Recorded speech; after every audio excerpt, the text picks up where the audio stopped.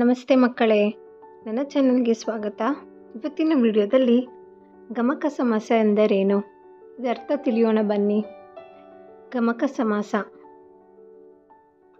ಪೂರ್ವ ಪದವು ಸರ್ವನಾಮ ಕೃದಂತಗಳಲ್ಲಿ ಒಂದಾಗಿದ್ದು ಉತ್ತರದಲ್ಲಿರುವ ನಾಮಪದದೊಡನೆ ಕೂಡಿ ಆಗುವ ಸಮಾಸವನ್ನು ಗಮಕ ಸಮಾಸವೆಂದು ಕರೆಯುವರು. ಇವಾಗ ಗಮಕ ಸಮಾಸದ ಅರ್ಥ ಆಯಿತು. ಇದಾದ ನಂತರ 20 ಗಮಕ ಸಮಾಸದ ಉದಾಹರಣೆಗಳನ್ನು ನೋಡೋಣ ಬನ್ನಿ.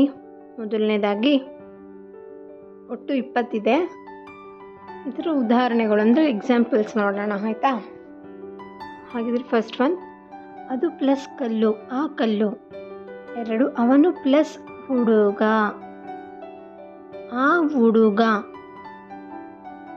3, ಅವಳು ಪ್ಲಸ್ ಹೆಂಗಸು, ಆ ಹೆಂಗಸು. 4, ಇವಳು ಪ್ಲಸ್ ಮುದುಕಿ, ಈ ಮುದುಕಿ. 5, ಇವನು ಪ್ಲಸ್ ಗಂಡಸು, ಈ ಗಂಡಸು. 6ನೇದಾಗಿ, ಇದು ಪ್ಲಸ್ ನಾಯಿ, ಈ ನಾಯಿ. ಅರಳುವುದು ಪ್ಲಸ್ ಮೊಗ್ಗು, ಅರಳು ಮೊಗ್ಗು. 8ನೇದು ನೋಡಿ, ಸ್ವಲ್ಪ ಮಿಸ್ಟೇಕ್ ಆಗಿದೆ.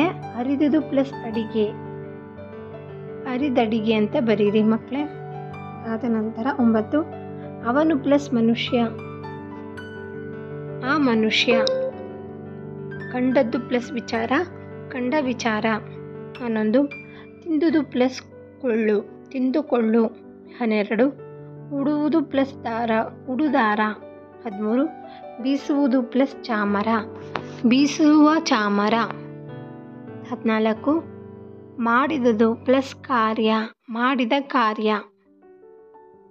15, ತಿಂದುದು ಪ್ಲಸ್ ಅನ್ನ, ತಿಂದನ್ನ.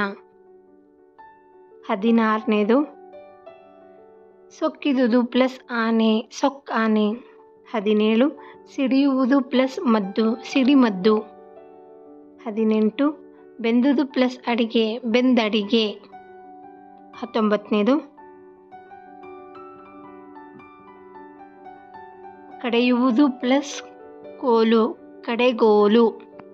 ಕೊನೆಯದಾಗಿ, ಮಾಡಿದುದು ಪ್ಲಸ್ ಅಡಿಗೆ, ಮಾಡಿದ ಅಡಿಗೆ. ಧನ್ಯವಾದಗಳು ಮಕ್ಕಳೇ. ನಿಮಗೆ ನನ್ನ ವಿಡಿಯೋ ಇಷ್ಟವಾದರೆ ಲೈಕ್ ಮಾಡಿ, ಶೇರ್ ಮಾಡಿ, ಮತ್ತು ಯಾರೆಲ್ಲ ನನ್ನ ಚಾನಲ್ನ ಇನ್ನೂ ಸಬ್ಸ್ಕ್ರೈಬ್ ಮಾಡಿದೆ ಹಾಗೆ ನೋಡ್ತಿದ್ದೀರಾ, ಸಬ್ಸ್ಕ್ರೈಬ್ ಮಾಡ್ಕೊಂಡು ನೋಡಿ. ನಾನು ಹಾಕೋ ಎಲ್ಲ ವೀಡಿಯೋಸ್ಗಳು ನೀವು ನೋಡ್ಬೋದು. ಬಾಯ್ ಬಾಯ್ ಮಕ್ಕಳೇ.